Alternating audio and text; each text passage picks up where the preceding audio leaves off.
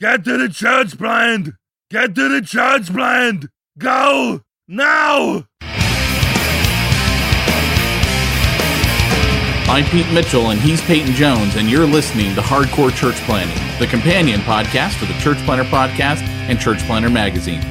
Each week, we'll bring you interviews from planters who are in the trenches making it happen right now. These active church planters bear it all, share their successes, their failures, and what they'd wish they'd known when they were first starting out. Listen in to discover how God is working in their church plant.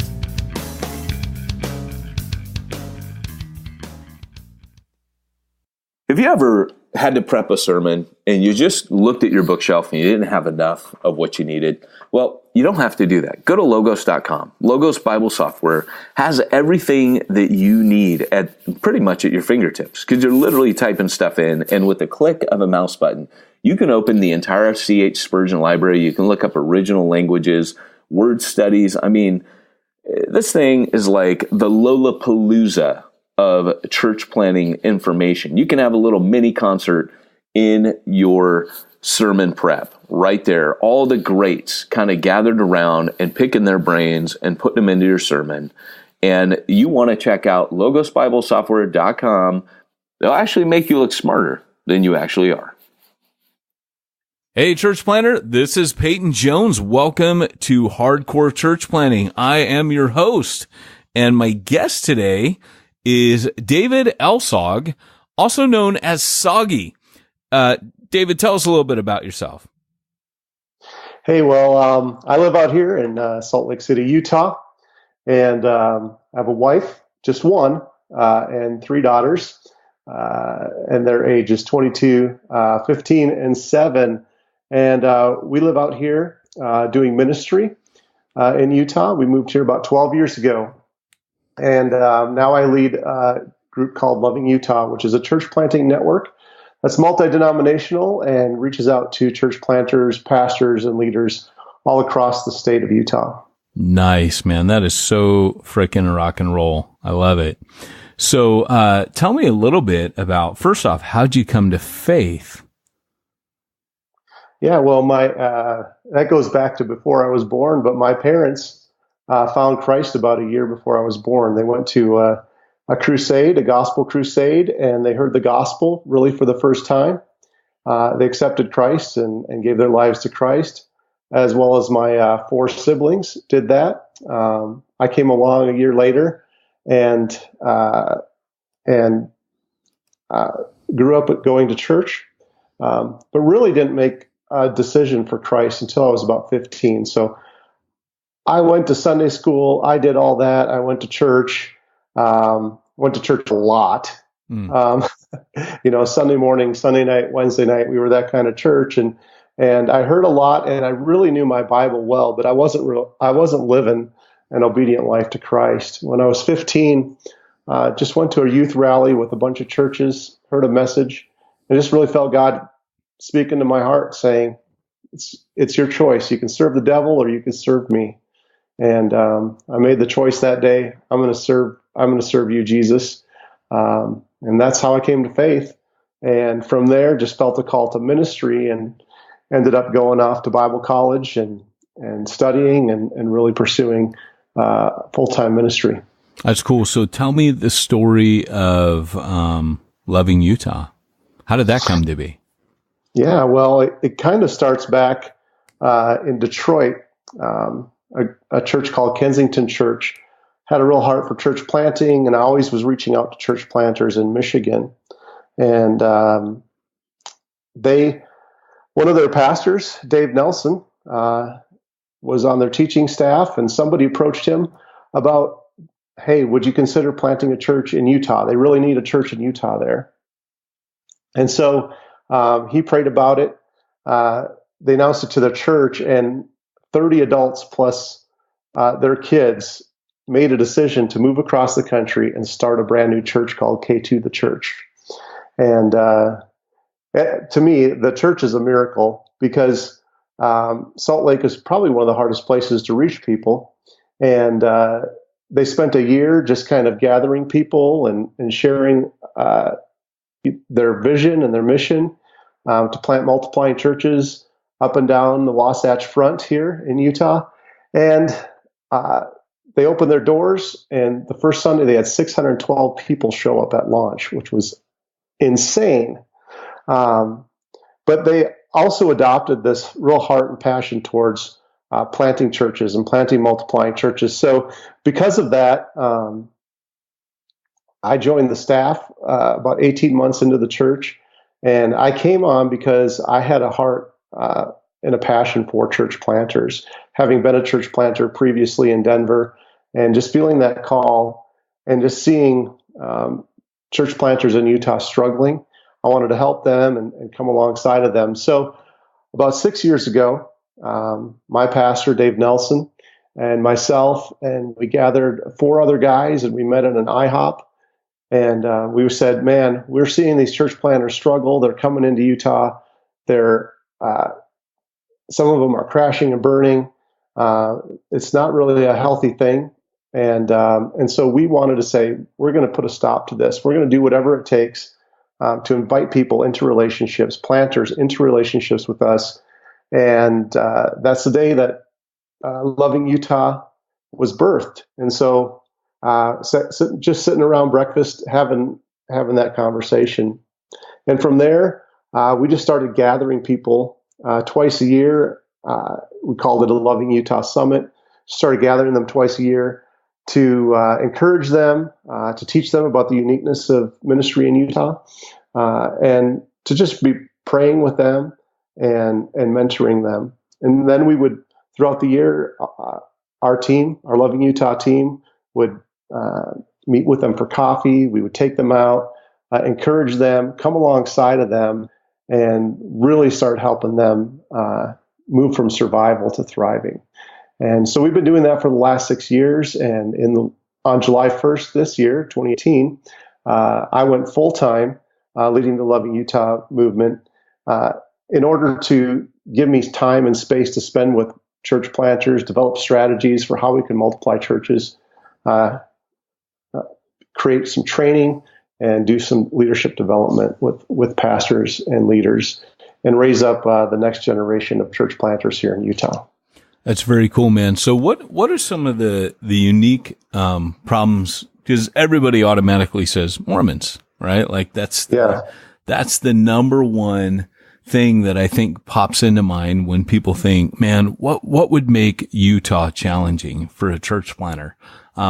What in your experience is the toughest thing about planting in Utah? Yeah, for sure. Couple of things are just a real lack of resources, and human resources, financial resources for one. The other thing is that only 3% of the population even attends a gospel preaching church. So there's not a lot of people. And so it's hard to really gather even a core team here in Utah. Another barrier that we saw repeated over and over again that we've actually challenged with some groups was that groups were sending church planters to Utah without really understanding that it is a mission field. So here they were treating Utah as a place that was just like another state in the United States. So planting a church in Texas, planting a church in Minnesota, planting a church in California, planting a church in Utah, it's all the same. And I would really compare our mission field more to if you were going to send an American church planter to Japan or to Libya or to Russia, it would be a total different culture that they would have to learn, understand the language. So that was a huge barrier to church planters. And the other thing is that these denominations and sending agencies, because they treated it like just another state, they resourced it like another state. They had expectations of growth as they did in other states, and it just took church planters longer. It takes more years to get a congregation really established here in Utah. And so, planters would run out of resources. They'd run out of vision. They'd run out of human resources, and they would just crash and burn. So this is one of the things that we've been actually trying to reach out to denominations and leaders and really educate them as to this is a mission field, and there's a lot of opportunities for you to learn about what the mission field looks like. And yes, the majority of people in Utah identify as LDS. So that would probably be 70% of people who are active in Utah, right, in the LDS church. And then on top of that, that is a dominating force in a culture. So, all our politicians, all of our leaders, all of our teachers, all of our police, everyone comes from an LDS. Most of them come from an LDS culture. So the LDS really has kind of like a power base. So I would imagine when you're going to go rent the local school as a church, that's a no-can-do, right? That's right. In fact, schools are pretty much off limits to churches. Wow. So that's another barrier. So the barrier is like here in Salt Lake in this area, trying to rent a school has happened, but it usually is short-lived, or you just get a no every time. And finding property is really expensive. And also, we found discrimination in people who are renting spaces like storefronts and other spaces where they did not want to rent to a Christian church because, that would be against what they would believe. So we've seen that as well. But also we've seen sometimes we have very friendly LDS landlords who don't really care and will rent to us. So finding actual meeting space is pretty tough, and it has been one of the top barriers for church planters coming. So I know a church planter in Utah who opened a collaborative working space. Yes. And he's doing very well there, and a church meets in there. But the actual business is just a collaborative workspace, and he's really killing it in business and in church. So that's been one creative way. What have been some other things that your church planners have had to do to try to break into the Mormon culture there to get the gospel to people that are really stuck in a cult? Yeah. Well, some of the ways that we're learning, and I feel like it's taken us a long time to actually learn strategies towards reaching the LDS. One of the things that we've learned that doesn't work real quick, Soggy, just for those of you that don't know listening, LDS is an abbreviation for what the church likes to call themselves, which is Latter-day Saints. So that is their preferred. You'll see the Church of Jesus Christ of Latter-day Saints. That's how they self-identify. How's that for a political term? Yes. And, and people refer to them as Mormons or whatever. They prefer to be called members of the Church of Jesus Christ of the Latter-day Saints. So, but we call them LDS. They call themselves LDS. So that's kind of a way to refer to them. Wonderful people. But I'm sorry. Can you remember? Oh, sorry, man. I interrupted you. Yeah. Sorry. I do this all the time. So I have tangential thought, and it's hard to derail me, but, okay. Yeah. So my question was, what were some of the strategies that you've had breaking into LDS culture? Yeah. So, strategies that haven't worked, if you start there, is arguing and saying, we're right, you're wrong. Cult. Yeah. That doesn't go down well. We don't actually use that word cult. We use the word culture, because it is their religion. So, sure. It is their faith. It is their whole community. So to start off with any type of language that's argumentative or demeaning to them is not a good place to start. And that's not a good place to start with any person on the planet. No, it's not. And here's an interesting thing as well. You probably know Walter Merton. Or have come across his stuff.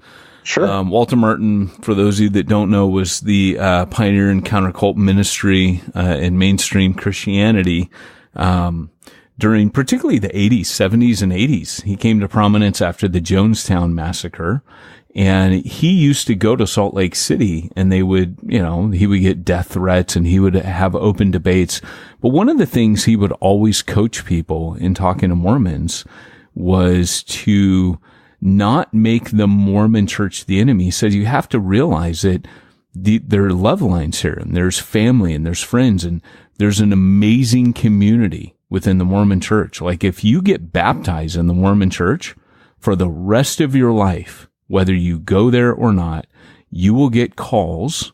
I don't know if it's monthly, Soggy, or if it's a few times a year, but they will call you and they will say, how are you? Do you need anything? Do you need financial help? They will look after you. There is an amazing community, and that is the thing that we're up against in some ways, is we have the truth, but they have this community. And so he says, if you want to alienate a Mormon or a JW, you talk about the Jehovah's Witnesses, who are the most dedicated people they know, religiously speaking, that go door to door every weekend and spend their free time getting the gospel out. He says, you do not speak against the people ever. He says, what you do is for a Jehovah's Witness, you speak about the Watchtower organization. And for Mormons, you talk about Joseph Smith. You want to draw a distance between the people and the actual propaganda. And you have to be very careful in how you talk about things. Yes. And really, it comes down to really compassion and respect.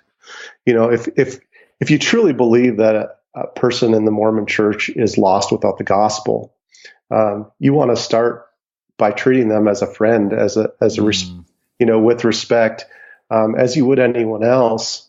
And so a couple testimonies, and this is really fascinating to me, Peyton, is a couple testimonies that we've been hearing recurring in multiple churches from different pastors and from different people who have left the LDS Church and found Christ.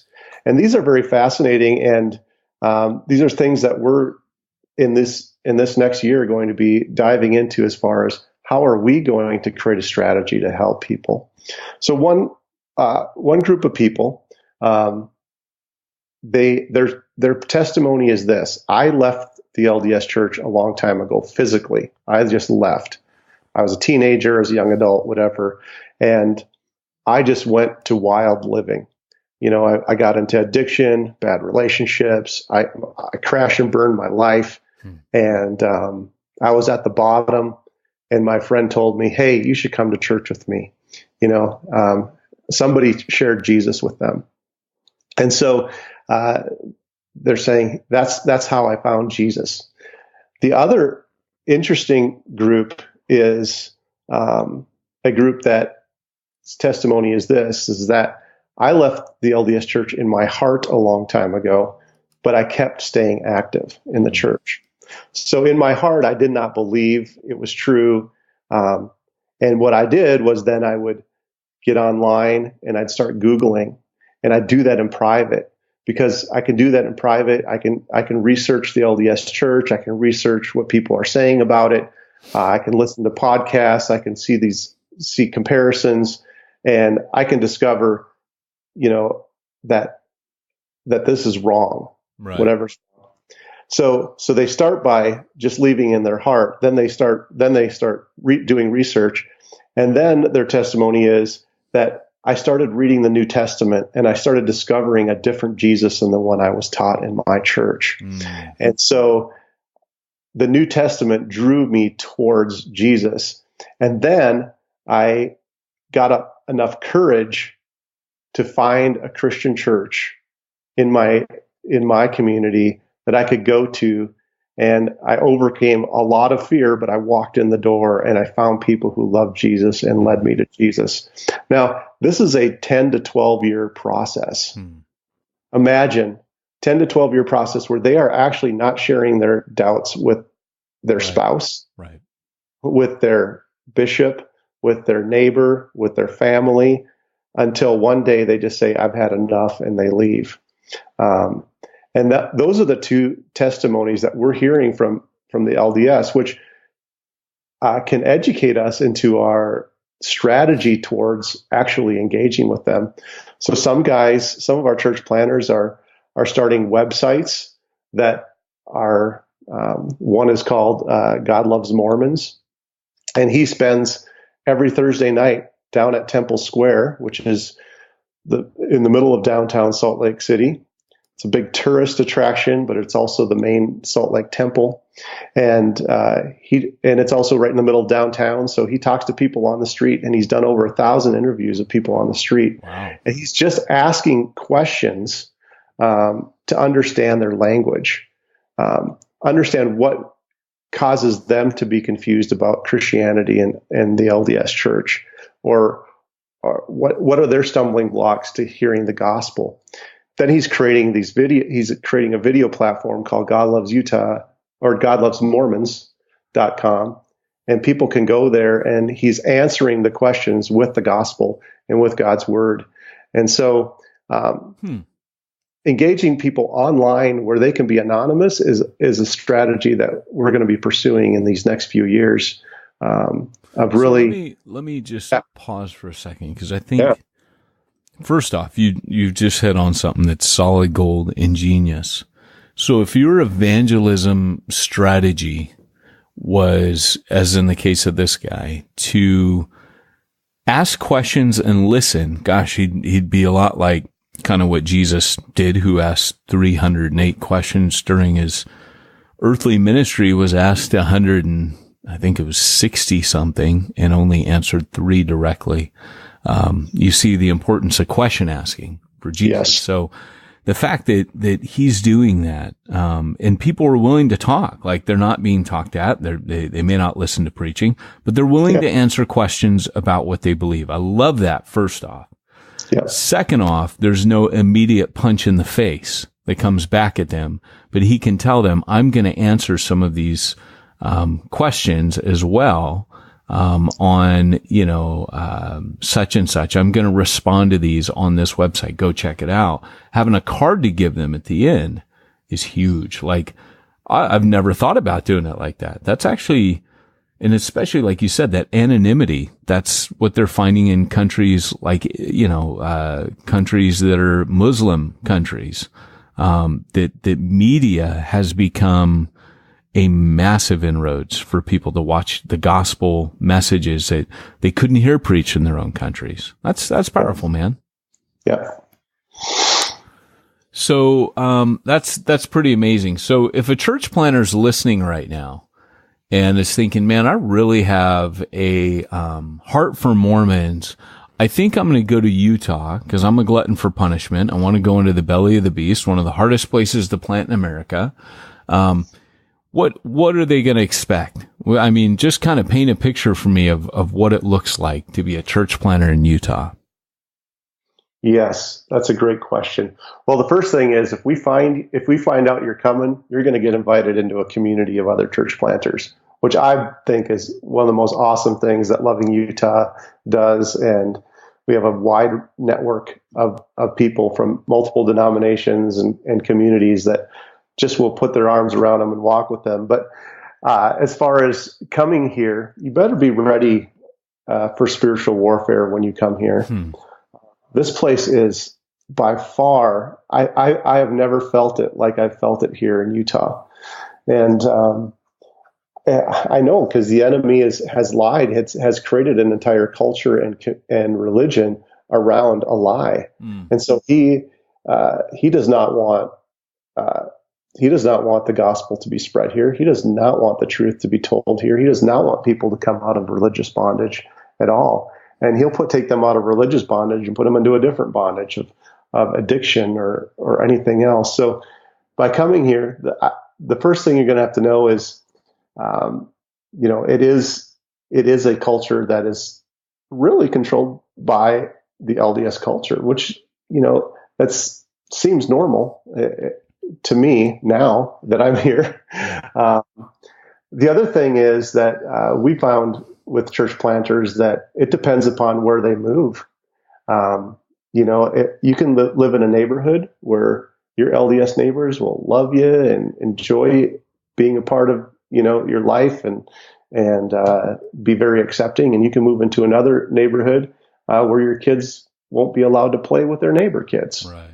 And so, we've had when planters come and they ask these type of questions, like, well, what can we expect from our neighborhoods? And we say, well, it could be this or that, but, just know it's going to be hard on your kids. Like, it's a hard place, not just for the planter, to gain traction and build a congregation and see people come with the gospel, but a lot of times the family members will pay the price as well. My daughter, who is one of the most amazing kids in the world, loves everybody, and everybody loves her. But when she had a group of friends from sixth grade and up into middle school and high school, they were all her friends. They were all LDS. But when they hit 10th grade, these girls started to go to what the LDS church calls seminary. So their seminary is 10th, 11th, and 12th grade. They are released from high school to take a religious class. And so once these girls started taking seminary, they started basically ignoring my daughter. And so as my daughter only knew one other Christian in her entire high school. And so she would go to lunch with her friends and sit by them, and they wouldn't look at her. They wouldn't talk to her. And her last few years of high school, many, many times she would go to bed crying, saying, I don't want to go back there, and, but yet she was always a friend to them. And so, recently, she graduated a few years ago. She's 22 now. And this summer, two of her friends from high school called her up and said, hey, can we get together with you? And she's like, sure. She had no idea what they wanted. They were just hanging out, and both of them said, you used to invite us to youth group, and we'd come to youth group when we were in middle school. And both of them said, that was the first time we ever felt loved and accepted anywhere. Really? Like, wow. And then they're like, do you think it would be okay for us to come visit your church? And, and she's like, sure. And one of them said, I got married this summer, and we got married in the temple. And when we got married in the temple, it freaked us out so bad.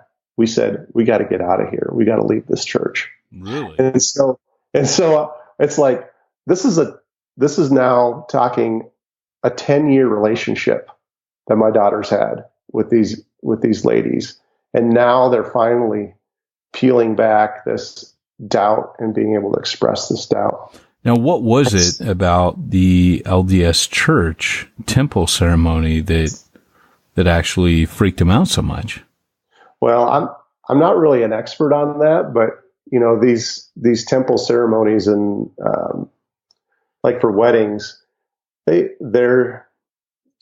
no expert. I've never been to one because I wouldn't be invited into the temple. But they do different religious ceremonies, and they're sworn to secrecy about certain things. And what we're finding in a lot of people who are leaving the LDS churches, the more these ceremonies that they experience, the more they're actually disturbed in their spirit. Like, this is not right. Right. I've heard that story many, many times. I went there. I went for the plan of salvation in the temple, and this was not right. It was just wrong. Yeah. No, So gotcha. they have this feeling in their spirit. Now, you got to understand with compassion that people who have been, their families have been part of this for 6, 7, 8 generations. They realize that when they're in these temple ceremonies, that their parents did this, and their cousins did this, and their grandparents did this, and they still stayed with the church. But yet, so that's what makes it even harder for them, because their tie is to family and to blood. And sometimes they'll just, okay, that was weird, but I'll just keep staying part of the church, right, to please my family and to be in my community. So it is a really hard thing for people to leave the church, even when they do experience this. So we keep praying for my daughter's friends and keep praying that they actually will take steps of faith towards Jesus, and their lives will be changed. That's rad, man. Well, hey, so We appreciate the work that you're doing there for the LDS Church. One of the things that we ask every interview, every guest gets this question. The lineups change, but the question usually goes something like this. If you and Dr. Walter Merton were to get in a physical fist fight, who would win? Man, I used to watch that guy on John Ankerberg TV show back in the 80s when I was a kid. When I was a kid, my parents would watch it, and I'd watch it with them. He would definitely beat me in a fist fight for sure. And I didn't want to say that. You're a big dude, but he was from New York, man. He was from, wasn't he from the Bronx or something? I don't know, but yeah. He seems like a pretty tough guy. He does seem, he's very gutsy, but Soggy, can I call you Soggy? David L. Sog. Yep. One of the things that he used to pray, and there's a very powerful part of, he's one of my heroes, by the way. He's one of my heroes. I have heroes I can count on one hand. And Dr. Walter Merton would surely be on one of those 5 fingers if they were finger puppets that I wore. And he basically has a very heartfelt plea that he gives in a series called Martin Under Fire, which includes a Salt Lake City appearance where he debates, takes questions from Mormons and debates back and forth. But what's interesting is he said, I pray that God raises up a new generation who are willing to take up this fight. And he said many of the things that you have said today, and I want to thank you for that. The ministry is called Loving Utah. Where can they find you online? Yeah, so we have a website called lovingutah.org that's created for our church planters, basically, or for denominations or church planters who may be scoping out Utah. We also have a website called prayforutah.org with the number 4. So pray the number 4 utah.org, which is a place where you can sign up to be part of our prayer support team. And you'll receive a series of emails that will get you to understand kind of the latest and the greatest of what is happening in the planting world of Utah.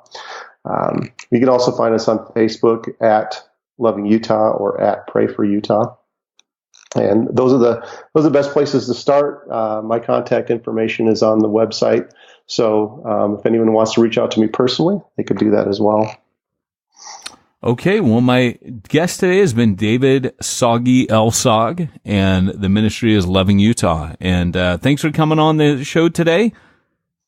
Greatly appreciate it. Thank you, Peyton. It was great to meet you recently, and great to be on the podcast. Well, guys, this has been Hardcore Church Planning. You've been with us today. Want to thank you for coming. Leave us a review. Give us some shout-outs. Share us when you can. And Arnold, sign us out. Remember, if you are called to church planting, go hardcore or go home.